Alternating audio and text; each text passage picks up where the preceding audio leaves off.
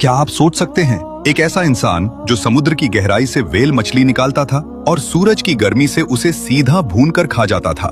एक ऐसा विशाल जीव जिसके सामने बुर्ज खलीफा भी महज एक खिलौना था। यह हैरत अंगेज दास्तान है ओज बिन अनाक की। इतिहास की पुरानी किताबों में जिक्र मिलता है एक ऐसे दानव का जिसका सर बादलों को चीर देता था।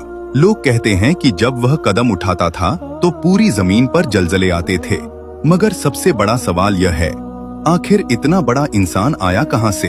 सबसे चौंकाने वाली बात तब सामने आई जब हजरत नूह अलैहिस्सलाम का ऐतिहासिक तूफान आया। उस तूफान ने पूरी दुनिया को डुबो दिया और ऊंचे पहाड़ भी पानी में समा गए। मगर हैरान करने वाली बात यह है कि ओज बिन अनाक उस तूफान में भी नहीं डूबा। कहा जाता है कि समुद्र का वह खौफनाक पानी उसके सिर्फ घुटनों तक ही पहुंच पाया था। पुरानी कहानियों के मुताबिक उसने 3000 साल तक इस दुनिया पर राज किया। वह इतना विशाल था कि खड़े खड़े गहरे समुद्र के एक छोर से दूसरे छोर तक गुजर जाता था। कुछ रिवायतों में दावा किया गया कि उसने हजरत मूसा की फौज को खत्म करने की साजिश रची। उसने एक पूरा पहाड़ अपने सर पर उठा लिया ताकि उसे पूरी कौम पर गिराकर तबाह कर सके। जरा सोचिए, जमीन पर अचानक गहरा अंधेरा छा गया है।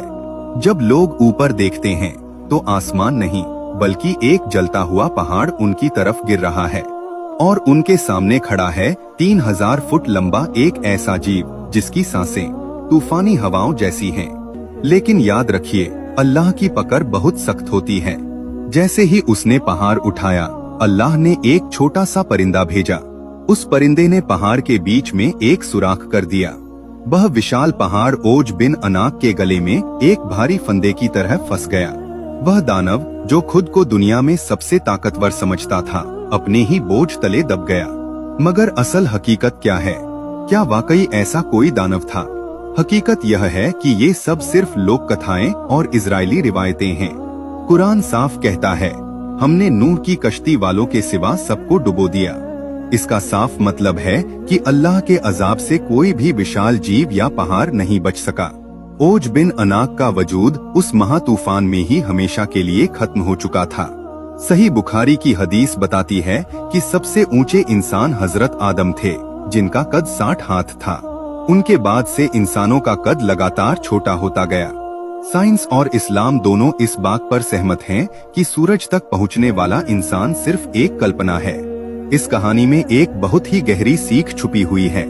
इंसान कितना ही बड़ा क्यों न हो जाए, वह कुदरत के कानून और अल्लाह की पकड़ से नहीं भाग सकता। अहंकार और घमंड चाहे पहाड़ जैसा ऊंचा क्यों न हो, एक दिन उसे मिट्टी में ही मिलना है। ओज बिन अनाक का सर बादलों में था, मगर उसका नसीब जमीन की धूल ही बना।